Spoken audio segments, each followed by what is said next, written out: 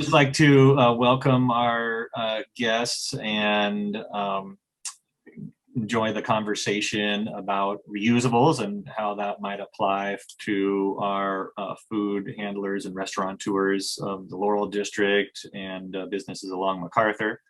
My name is Daniel Swafford. I'm the Executive Director of the Laurel District Association. I'm joined by Michelle Lepron, the owner of Community Table and avid reusable user, and then Venerable Andrew Veniari, owner of Sequoia Diner, is joining as well. And I'd like to get him up to speed on sort of where we're at with what the District Association secured as some grant funds from Stop Waste, which is working to keep items out of the landfill and is really pushing for the use of reusables in food packaging. And in this particular program, which would be a pilot that is being funded to try to bring on a number of restaurant operators to use reusables, educate the public to the value of those reusables, and connect members of the community in support of those restaurants that are adopting those programs. We'll be able to hear how that initiative was found and discovered by Michelle and integrated into Community Table. Her partner and the partner that we'll be connecting with through this pilot program is Dispatch Goods.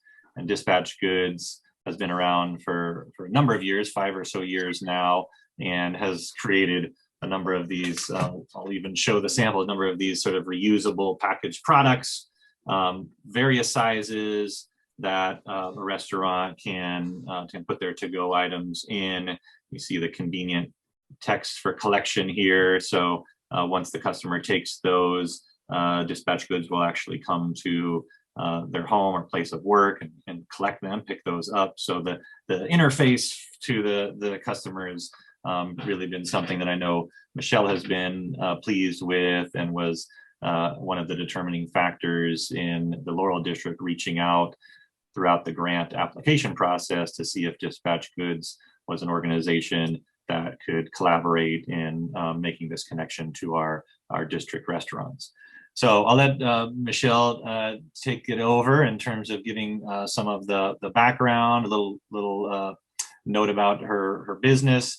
It's located right on MacArthur at Maybell, and across street there. And we're probably getting close to 7 or 8 years or so. You can give us a little bit of the history, but really revered in their way to connect with community, as you would imagine, with a name like Community Table.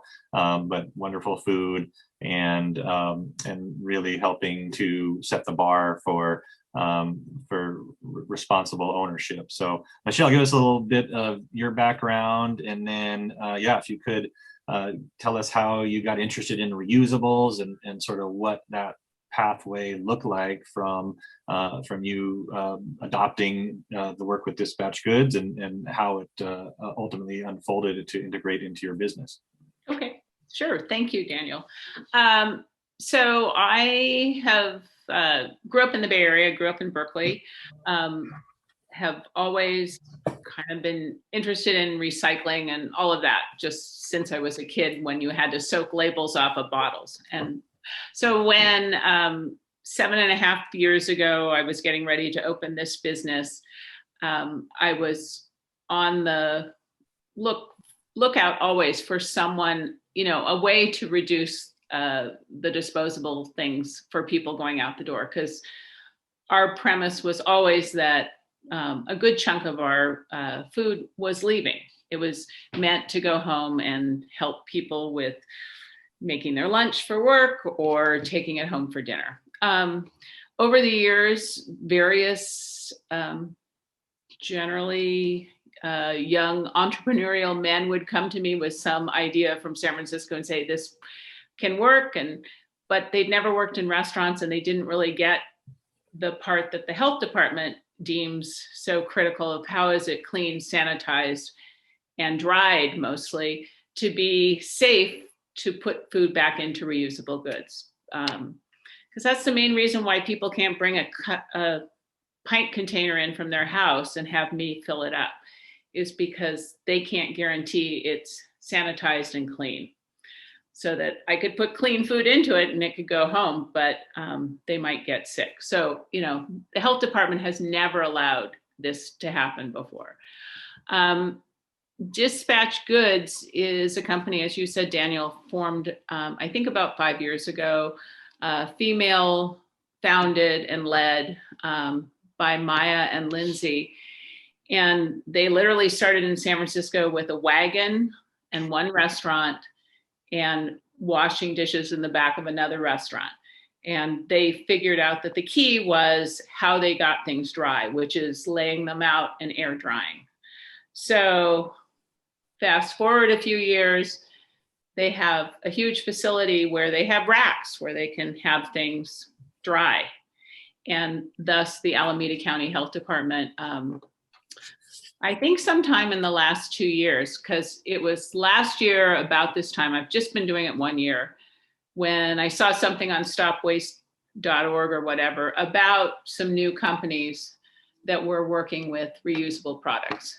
And I just reached out to Dispatch because it seemed the best fit for what our model was, and spoke at length with Maya, and we just decided to try. To see.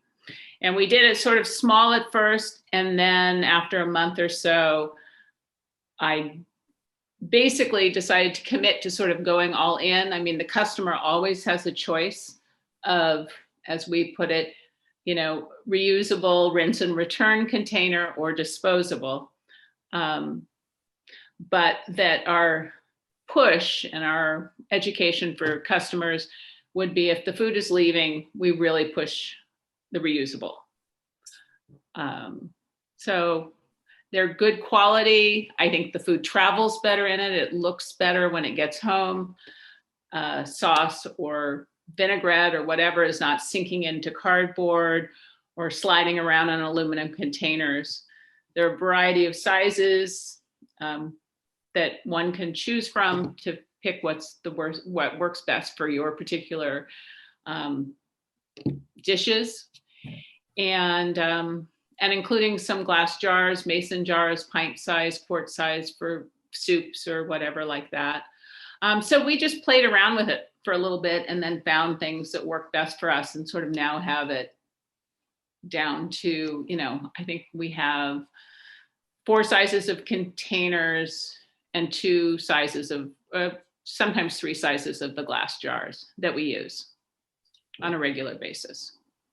Yeah, Michelle, you started to kind of speak to how sort of the customer has reacted and sort of their sort of appeal to, or their sort of willingness to try the different type of packaging, and being very positive in that response. Can you tell us a little bit more about kind of how you've presented it to the customer, and then maybe step back a little bit in terms of how you made that integration into your operation to make it easy for your staff and your inventory? Yeah. At the beginning, it was just talking a lot about it. And we still have like a little sample, you know, we'll put, if somebody doesn't know what it is, you know, something similar to this, but mostly just talking to people. Here's your option. What we do now is the reusable are all free to customers. We don't charge. We do charge for disposable. So if someone opts, if it's a choice, you know, getting your burger in a reusable, rinse and return, or disposable. If they choose disposable, and there are lots of reasons why people do, they don't want to be responsible, they're on their way to the airport, whatever, then we just tack on 75 cents. So it's sort of, we do it that way. If people have a question about it, we explain why we do it, and there's never been any pushback. I would say we have probably probably about 80 to 85% of people consistently choose reusable. And there's an option for them on our online site. You know, you can choose one or the other. And then in person or on the phone, we just ask them. And what was your second question, Daniel, about how we incorporated? Yeah, so just maybe getting into the nuts and bolts a little bit of just how you found it to how you found it, that the integration with your business. So there's obviously inventory, and dispatch goods is really great about being able to drop off various size containers that you request on a regular schedule or on demand. But you then have to incorporate that into your business model, which shouldn't be too much of a stretch. If you're packaging food, in one form or another, but maybe just speak to, sort of how it works, or if there's any, nuances in terms of adoption, and if it's, almost like apples to apples. I think that might help restaurants understand, that it's not a big push to be able to make that shift.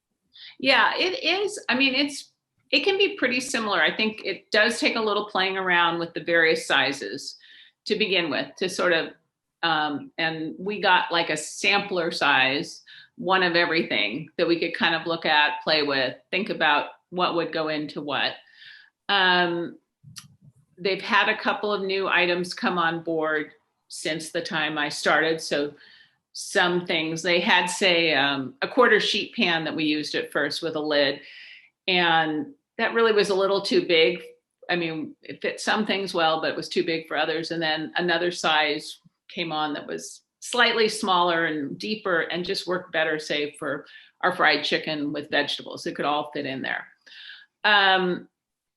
In terms of sort of, there's like an initial moment where you sort of you still have a bunch of disposable stuff and you still have a bunch of new things coming in. So figuring out where everything goes, there's probably a month to two where you're whittling down your disposable items. And we buy a lot less than we used to. I mean, that I will say.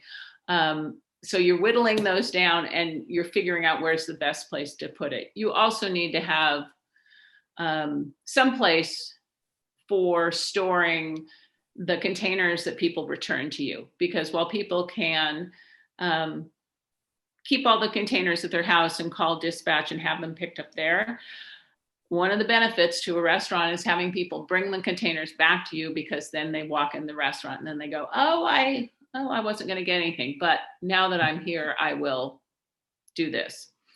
They pick up from our neighborhood 3 times a week, Wednesday, Friday, and Sunday. We're only open 2 of those days. So they pick up and deliver 3 times a week. It's, by the time we get to Wednesday, because we're one of the few places in the neighborhood, we have a lot of stuff, but everything nests, and, it's usually packed back up in the bins that they brought us clean things into. The people that work for them are incredibly nice and conscientious and look around for all the little hidey holes where, we have a little overflow, it's over there, go grab it. It's, I would say, at this point, it's pretty streamlined. I know what we need. It's not, I understand how to order. I don't have more than I need. I don't have too little. So that part, again, it's sort of learning what you use the most of, like anything else, as you change containers. Yeah. So you mentioned, with 3 days a week options for delivery, you don't really have to carry much of an inventory, it sounds like. And it sounds like if you run low on a certain size, that you can get that, right away with just a quick add-on to exactly that request. I mean, it's better than places that only deliver once a week. And if you forgot something one day, you're really out of luck until the following week. And there's not a minimum.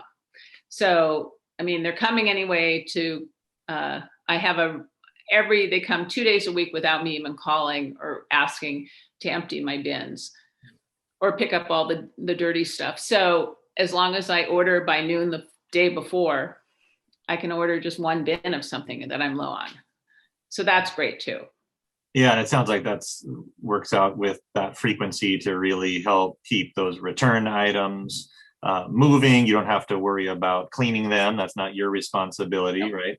And it's really interesting that you say that that actually helps drive additional sales, because you have people coming in, you become like a drop-off point, so that someone who was eating your dinner the day before with their takeout might even buy something the day after, because they're dropping something off, or within, that or next they're dropping something off from another restaurant. I mean, that's the other thing, is that the beauty of dispatch is that you can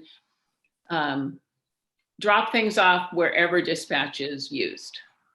So we have broader hours during the weekdays than, say, Bombera, which also does it. And so we get a lot of things back from Bombera. And honestly, on the weekend, because we're closed, they probably get items back from us. We'll get items back. I mean, somebody will come in and go, well, I got this at Zuni. Can I, put it in the bin. It's fine. So it doesn't matter. And the more restaurants that come onto it, it means that there's more places for people to drop things off. More, I think, people feel better about not, sometimes they get guilty. I've had it too long, and it's like, it's not mine. It's okay. They have a big inventory, just put it in your car, drop it off when you can. But I try not to make it about guilt or, people feeling bad, like I won't be able to get back here, because I really do want them to use it. So I say, if you come every 2 weeks and that's when you want to bring it back, that's fine. Yeah. No, these things come in, you said they're just rinsed. The idea is that the customer just rinses it after with water, and then they're coming to you in various states of cleanliness. Yeah, I mean, there are times, Andrew, when I've opened a bag and it's clear that someone has never even done anything to it. There's just still food in there. Those I just generally zip the bag back up and let them take the bag just that way. But so customers are bringing them in like some sort of bag, paper or plastic bag, and then you're putting all of those in like some kind of area, like a plastic. So Andrew, they deliver things in plastic tubs that are sealed when everything is counted and cleaned inside. And I use those tubs to return. Like, we'll unload the tubs like we would unload paper cartons, put it on the shelves where they go, and then I use those empty tubs to put dirty things back into. Okay. They also give us, we have a bin out in front, it looks like a trash bin, kind of nicer, that if somebody's walking in with just one little container, they can just drop it in. You get bags from them for free. So they have insulated bags that have a zipper that orders go out the door in. And that's how most people bring their containers back. So it's not like there's a lot of plastic. I mean, there's almost no plastic bags or paper bags, because people just use the bags we've given them to bring their things back. Reusable takeout bags. Correct. They're insulated, like, I don't know, sort of quilted blue material with their logo on it. They've got a zipper. Some are a little, I try not to order these. They're a little lighter in weight, more like one of those shopping bags you'd get as a giveaway at a festival or something. But they're all bags. All the bags from Dispatch are free, which I have to say, in COVID time, the last year has been a godsend. Oh, yeah. Many times not to be looking for bags. So what configurations of sizes do they have? Besides, I've gotten food from somewhere, I think, like Pomelo. Yeah, Pomelo uses that. Yeah. So I've seen the smaller one and the bigger one. I think, Daniel, you were. I've seen those, and you said there's one that's like a quarter CK. Yeah, so that one that he's holding up on the bottom is a 50-ounce square container. And it's the lid is vented on top. You can get vented or unvented. And then the other one he's got is a 20-ounce container.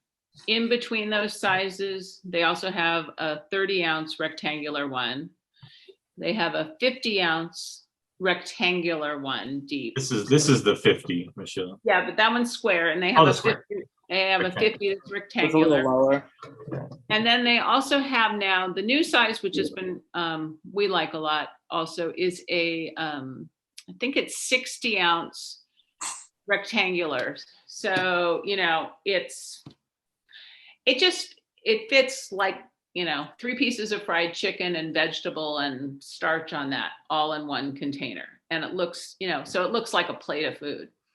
We can also get a half a chicken in there. Other containers they have some round ones that Bombera uses, I know. I think they might be 50 ounce. I think they have 2 sizes of round. One is shallower and one is deeper. They have a quarter sheet pan with a lid. And then 3 sizes of glass, 32 ounce, 16 ounce, and 4 ounce. So we use the 32 and the 6. Jars? What? You said they were mason jars, or? Yeah, they're like mason jars. They're just with lids. So we use those for our soup. We use that if we're doing often some kind of stew. We'll go into the 16 ounce. And I use the little 4 ounce ones for desserts. I'll put like chocolate mousse in them or other things like that. So the thing that I will say what we don't use dispatch for right now is for our deli salads, for like pints of salad, because it's because we do that by unit. It's a small quart, pint, half pint, small, medium, large. And we use the containers we use, they will upcycle. So if people want to bring those back, they will upcycle them. And I suppose you can get them. They never seem available when I look. So I've stopped looking. But those are the only ones that for deli salads that we don't use something from dispatch for. But for everything else, it is an option. Everything from deviled eggs to whole chickens, we use dispatch goods for. Okay. And so and they have a breakdown of all the costs for everything? They're all the same cost. They're 75 cents in each. Each container is 75 cents each? And so one thing to mention, with the grant dispatch goods, I think we'll be able to do 2 months of inventory, however much you need, at 0 cost per item.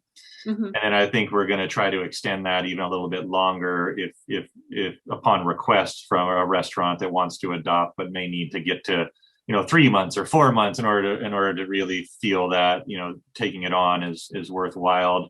It also gives a little bit of time to have that conversation about ways that if you would want to pass that packaging cost on to the customer. You see a lot of restaurants these days with the added 75 cents for standard compostable cardboard or packaging that is tacked on to the bill for takeout orders. And that's something that I think the consumer is getting really comfortable with, as you can imagine, with all the deliveries over the last few years. So that's a way too that if as a cost conscious business, there wouldn't be necessarily an obstacle to bring on the reusables or adopt the reusables.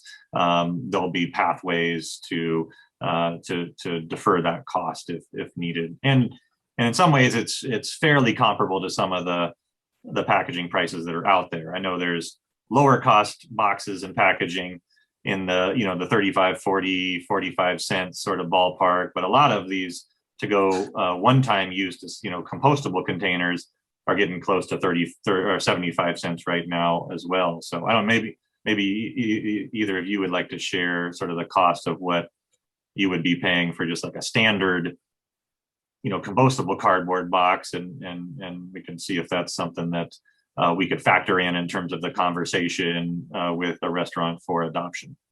Yeah, I mean, I think the other thing that I have talked to Maya a lot about is that also with more volume of restaurants coming on board and adopting it, that they really also hope that the price could potentially come down a little bit per unit, that because they would then have invested in the inventory and the inventory is there, and it's not like they're I mean, there's obviously some loss out there for them, but that with greater volume, it at least would hold steady and wouldn't continue to go up. So, and cardboard and disposable containers are not cheap anymore. I mean, they were never that cheap, but they certainly have gone up a lot in the last 2 years. Yeah. Hmm? I'm just trying to look up the cost.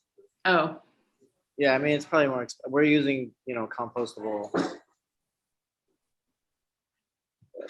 yeah. I mean, I think they're between like 35 and 45 cents a piece generally, for depending on what you're using.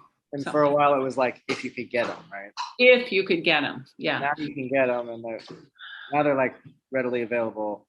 With the bags, the benefit last year with the deli containers, they subtly changed the containers 3 different times in 1 year, so that at one point we had, let me guess, you got a bunch of that didn't fit on this and would fit on that, and you're looking at tiny little variations of the way the triangle for the recycling thing went. And I mean, I thought at one point my staff was just going to quit at the end of the day, because you just couldn't get a lid to go on a container, and you felt like a fool in front of people. Right. So it's well, and I think Andrew, you started to touch on another key cost factor, that when you factor in the bag, which comes with the dispatch product, some of those takeout bags, especially at nicer restaurants, I mean, they're costing 25, 30, 35 cents per bag. So there you go. I mean, you're already saving money, even if you consider the 75 cents that the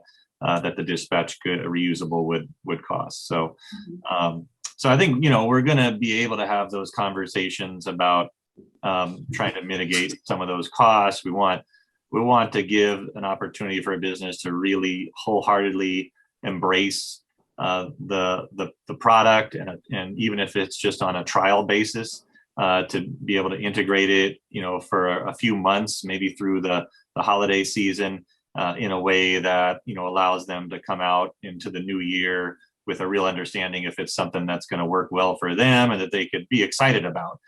And part of that is getting the public excited. So we're going to kick off marketing at the Laurel Street Fair on August 13th by having a food booth that will be 100% reusables, and an opportunity for people to have a conversation with some representatives from Dispatch Goods, as well as Sudbusters, which is another reusable company that will be partnering with us on the event.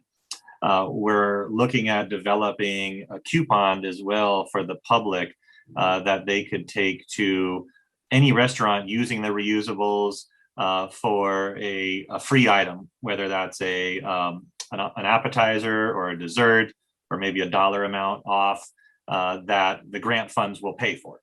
So if they come to Sequoia Diner or Community Table with that coupon, you would take it in, and then we would reimburse you for that cost of that menu item, as a way to get that customer to really say, hey, I'm going to go there for my takeout. I've got a lot of takeout options, but I'm going to choose one of these Laurel businesses, and I'm going to choose one of the Laurel businesses that is using reusables to give that product a try, because it comes with a free appetizer or a free dessert. So fun ways to be able to help the learning curve of the members of the public as well. And as you mentioned, Michelle, people need a little bit of an education. As this product gets more widespread, it'll be a lot more recognized. We'll be looking at how to put educational items at POS locations on counters, so people can really see, like, hey, this business is doing reusables. I want to make that choice myself, as well as marketing throughout the district to really highlight the different businesses that are using this product, and lean into the value system that comes along with being more environmentally conscious, being more green in a community that has a real high standards for that as well. So we think it's going to be a great alignment to introduce this in a more deliberate way along the MacArthur corridor. Mm-hmm. So excited for what's to come in terms of being able to engage. And now we just need our restaurants to really come out and say, hey, yeah, it's not difficult to adopt, as Michelle can attest. It's embraced by customers, as you've seen over the last year at Community Table, and it's something that doesn't have to be cost prohibitive. There's really not a big burden to your bottom line in order to do it. So with a little bit of training, education, both for the team internally, the restaurant staff, as well as the customers, it should be something that could be up and running fairly quickly, and be something that you feel confident that this was the right direction for the business to go in. So we're excited for that.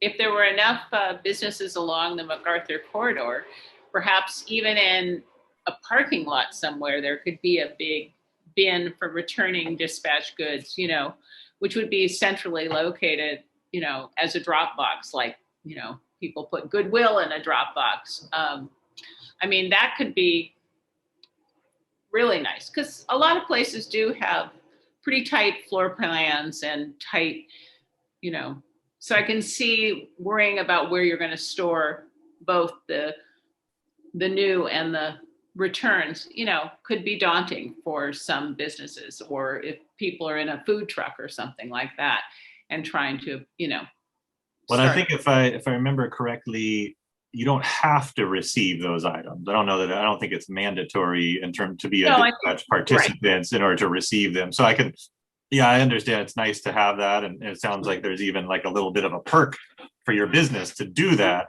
But to your point where, you've got limited space, or, there's not really a good location to place a bin like that, it's not required to participate in the program. So that's another reason that, again, you can just have all the best of the reusable, and in a way that integrates as seamlessly as possible to your operations and to the business. And you said they put them in a bus tub. It's like a bus tub that you're collecting them in, or they're like, like those plastic bins with the blue lids, or storage bins that you might get at like a big Rubbermaid. Exactly. They're clear, so you can see what's inside. They're all labeled, different sizes for whatever the ones are, and then they do seal them, like they put tape over when they are, so that they're coming direct, clean. On like a subscription basis? Or no, I mean, if I did on like automatic ordering of a certain number per. It's possible you could do that. I order as needed. Oh, okay. So they can pick up 3 times a week. I'm automatic that they pick up the 2 days a week that I'm open. If I was open Sunday, they would pick up that day as well. That is automatic, because I said I'll always need pickup from you. So as long as I order by noon, 1 o'clock, the day before the pickup, I get an order.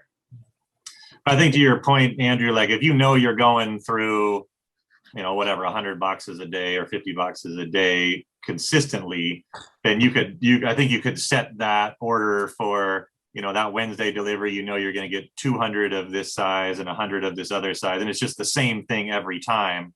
I'm but sure you also have the ability to adjust the order if you get a big run on the 50-ounce, containers or whatever, in a way that, you can pull back or add more with, I think Michelle was saying, about 24 hours notice. You can make an adjustment to the delivery.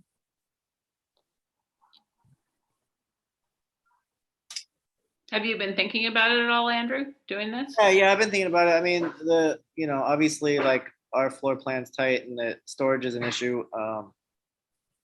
But really, like, I think our food travels kind of, most of what we do, it doesn't really travel well already. Mm-hmm. So that's why I was asking about the different configurations of packaging. Some, like you said, that you still use delis for the salads, the to-go. Only for the, coleslaw and chicken salad and tuna salad. Stuff like that. But if you want to come down and see the various containers we have, come in. I've been meaning to come get. Yeah, just come anytime. Okay. I'll buy you a beer. You can look at containers. Sounds great.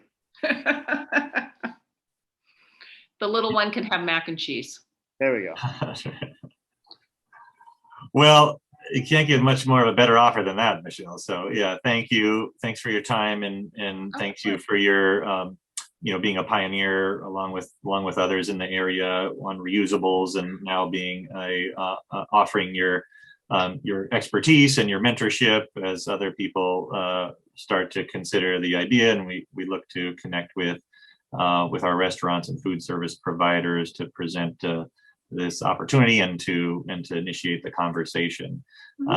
Happy to keep it going here if there's anything else you kind of want to chat or discuss about, but just wanted to again share our appreciation for your work. Thank you, Andrew, for your consideration and participation, and happy to follow up in terms of that connection to what we're going to be doing to help onboard businesses, as well as connecting you with some of our neighbors over here. I'll talk to Joe's. They do to-go stuff. It might be good for them, actually. Yeah. What's all and the Colonel across the street? I mean, they should be like, why can't we get them on board here? Yeah. Well, I think to be honest, I mean, some of the reason why the Stop Waste sort of chose our application to fund is because they can really see the value of a community coming together, like a commercial district saying, hey, we're gonna work collaboratively to say that this is important for our neighborhood, important for our planet, and really see that it works. And then it'll be a lot easier to pull in some of these franchisees, or to have that conversation on a higher level with corporate entities that, as you can imagine, are much less nimble in terms of making those types of decisions, but at the end of the day are responsible for a lot of waste product, whether it's compostable or not. The goal is not to have any of that stuff filling up real estate or filling up space on our planet. So I don't think we're that far away from moving some of those in that direction.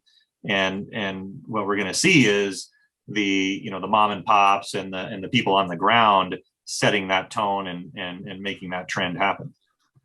And I know Dispatch has been talking with I think it's Taco Bell, and that there is, like, at one unit somewhere, there is going to be sort of a trial run of seeing how it would work.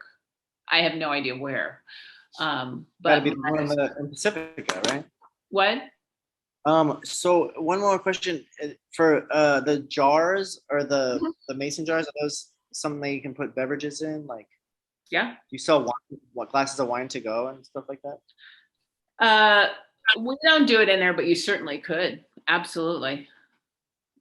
I mean, we sell like one glass of wine to go a month. Right. I mean, we sell coffee, so I'm just thinking. Yeah. I mean, they're hot and cold, so you could definitely put coffee in there. Absolutely.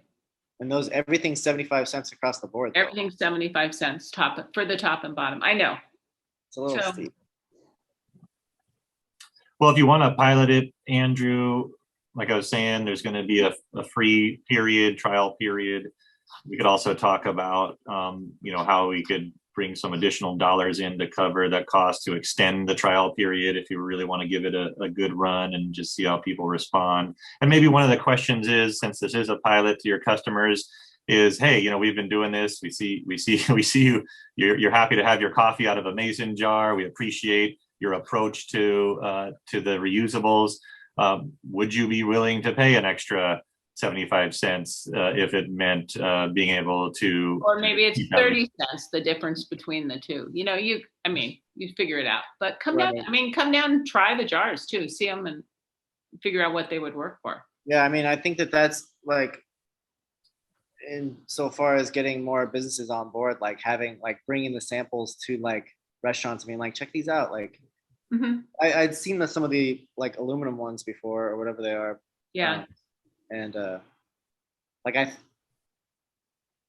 try and get the customer. Yeah, I think they're still in my house. I think I like washed them, and they're just like I haven't returned them. I'm like, what do I do with this? It says it clearly on there, of course. Yeah, they're better. They're better than some of my Tupperware. So yeah, I've had mine for a while too. Oh yeah, a friend of mine was using them as Tupperware the other day, right?